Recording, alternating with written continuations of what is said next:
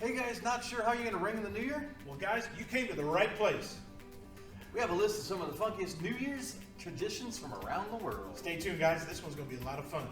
Good afternoon everyone, today is Friday, December 29th, and you know what that means, it's a Funky Fresh Friday here at Academy Mortgage. Hey, I'm Rob. And I'm John. And we are here to tell you some of the funkiest New Year's Eve traditions from around the world. Get ready, Rob. What do we got first? Well, first we want to start off by wishing everyone a happy National TikTok Day. Yeah, TikTok Day, like the clock, not the app, right? So this is observed annually on December. I was thinking about that. I know.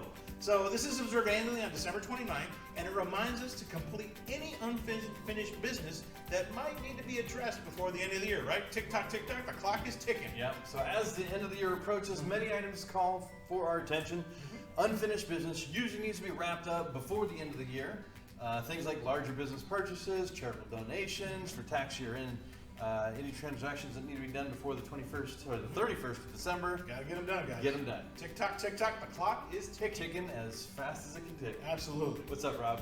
Well, John, we have searched the globe to bring you some of the funkiest New Year's traditions These are that we cool. could find. So which one, my question to our viewers, which one will you make as part of your New Year's celebrations? So the first one, guys, we found, the 12 grapes. That's right. In Spain, an age-old tradition involves eating 12 grapes at the stroke of midnight. One grape for every stroke of the bell. Now, if you manage to eat all of the grapes, hey, guess what? You're going to have a prosperous year. In Peru, they take it one step further, and they eat the grapes under the table and recite the months of the year. Different. If any grapes are dropped on the ground, bad luck for you. And of course, then there's broken plates in Denmark. While it actually might be famous for Greeks to smash plates during celebration occasions, it's also popular over in Denmark too. In fact, New Year's Eve, the Danes throw unused plates that they have used saved up through the year prior to the front door of the family and friends for good luck, believe it or not. It's crazy.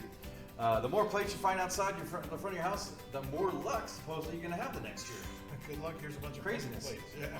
All right. Stay away from the center. You don't want to cut yourself. This one's interesting. Scarecrow burning That sounds in cool. Ecuador. So to banish any ill fortune or bad things that happened in the past year, Ecuadorians set fire to scarecrows filled with paper at midnight on New Year's Eve. Now they also burn photographs of things that represent the past year, which leads us to believe that this New Year is just this New Year tradition. It's just a thinly veiled excuse for Ecuadorian pyromaniacs to set things on fire. Sounds like fun. Now here's a cool one. Round things. The Philippines. Oh. Philippines New Year actually is about one thing. It's about cold, hard cash. Hoping to bring prosperity and wealth for the year ahead. Filipinos actually, the people try to use as many round things as they can, like representing coins for wealth, round clothes, round food, pretty much you name it. If it's round, they want it. Bring it on. Let's have a good New Year. All right. This one's kind of interesting. The colored underwear in South America. In South America, some countries such as I know some countries such as Bolivia, Brazil, and Mexico, they believe that the fortunes for the year ahead are all decided by your underpants. That's right. So for those who want to find love in the new year, you're going to wear red underwear to find love in the new year. While if you want money, like the color of gold, you're going to wear yellow underpants. That's cool. And if you are in search of peace for the new year, then guess what? Some white underpants Makes sense. should do the trick nicely. Here's one I'm probably actually very used to. Dropping ice cream. No! Switzerland. So while dropping ice cream on the ground sometimes has sent countless children into a cry frenzy, and maybe some adults. Yep, that's It's actually a New Year's tradition in Switzerland to purposely drop their ice cream on the ground or floor as to symbolize the thought, and the thought to, what's it? It's going to bring basically overflowing abundance this year. Yeah, I got so much money I can you throw my ice drop cream it, on the ground. It causes abundance in the next year, which is crazy. And it's all it takes. I'm heading to the store right now to get some Ben & Jerry. I'm going to throw the shit everywhere. Yeah, let's have a big year, guys. You're going to see me in fries. I'm throwing it on the ground because we're going to have a good year. All right, this one, not a big fan of, the polar bear plunge. More the hot tub plunge. Oh, than my side. I totally agree with that one. But the plunge into icy water on New Year's Day is a tradition that's been adopted in many U.S. cities, but it's a long history. Of course, it's Canada, UK, and the Netherlands, where thousands of people join the ranks of people crazy enough to risk hypothermia for the plunge. That seems a bit nuts. Now, of course, then there's black-eyed peas, not to be confused with the band. The tradition of eating black-eyed peas may actually begun as far back as ancient Egypt as a way of showing humility and gaining favor from the gods in the new year. The tradition actually was adopted in the South following the Civil War, when all the slaves had to eat were basically black-eyed peas and pork. As the Emancipation Proclamation took effect on January 1st, eating black-eyed peas on New Year's became a symbol of freedom, and now it's actually an omen for luck and prosperity. Outstanding. That sounds cool. All right, this next one's kind of interesting. First footing. That's right. So for New Year's in Scotland, they observe something called first footing.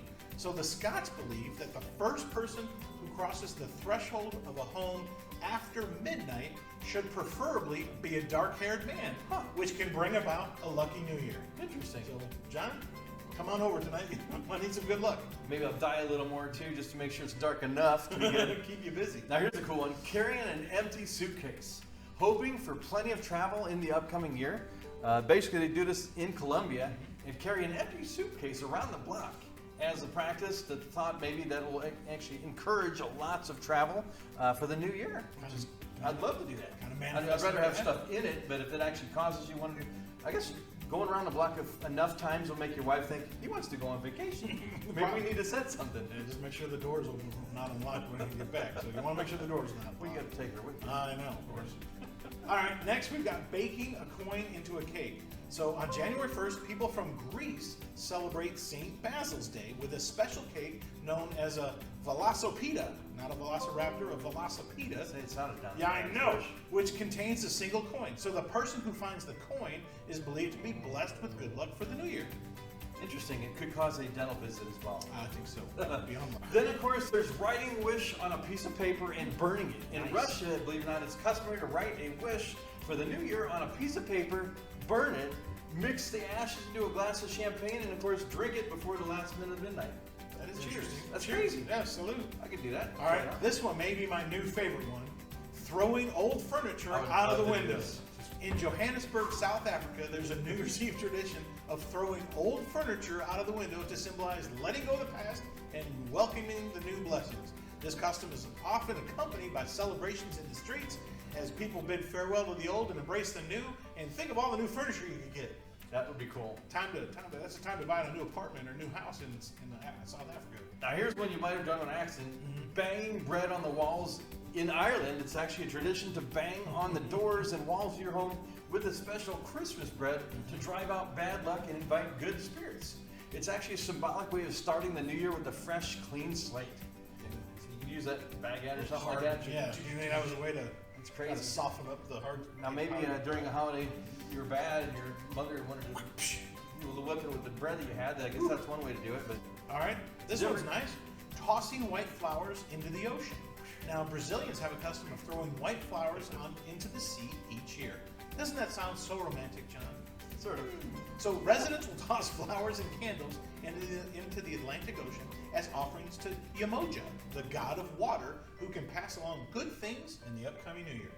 Kind of put good things out there, John. They might just come back to you. That's cool. And then, of course, there's the lucky pig. Oh, who doesn't? Believe it or like not, this a year new and New Year's, believe it or not, there is an actual connection between the two, at least in Germany. Germans call this custom Glückenfein, Oh, that's pretty good. which translates to lucky pig. There you go. Pigs actually appear in marzipan treats, and gnashing on them can foster good fortune in the new year. Look at that guy. Craziness. Look at that I guy. never heard of that. All right. What's next, Rob? Well, John, now it's time for this week's Funky Fresh Friday Tip of the Week. Oh, yeah. That's right. And this week, we are diving into the art of setting and, more importantly, keeping New Year's resolutions. Guys, we've got 7 tips for you on how to keep your New Year's resolution. Absolutely, because this year your goals aren't just going to be aspirations or destinations waiting for you to be reached. So let's make 2024 the year of achievement for you guys. That's right, guys. So first one, guys, is be picky about your resolution. You may want to lose weight, eat more vegetables, volunteer more, quit smoking, spend more time with family. But experts say that's too many goals to set for a New Year's resolution. Pick one, maybe 2 at most that you want to focus on and go all in. This sets you up to achieve specific goals instead of feeling like a failure for hitting nothing. Totally. Need some W's, guys. Can't agree more there.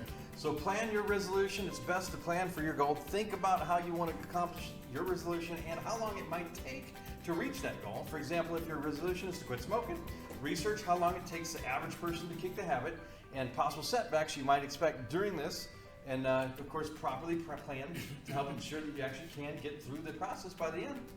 And guys, set specific goals. Many of us will set New Year's resolutions like exercise more, Vague. but that doesn't really, but what does that really mean, Can't be right? vague. Instead, excuse me, instead be detailed in your resolution. It could be exercise 30 minutes a day, right? And this gives you something that's measurable, that you can reach every day and you can check off your list. It'll definitely help you feel more accomplished. If I did it every Friday for Funky Friday for at least 10 minutes, that would be 10 minutes a week. That's it. I could do it. But it's specific. So of course, don't take on too much. Start small. Avoid setting an overly high expectation on yourself. If you'd like to lose weight, pick a small but realistic weight goal, maybe about 10 pounds in 2 months. Once you actually reach that goal, then you can actually think about another 5 to 8 on top of that. Small goals can actually help achieve big results in the long run. Yep.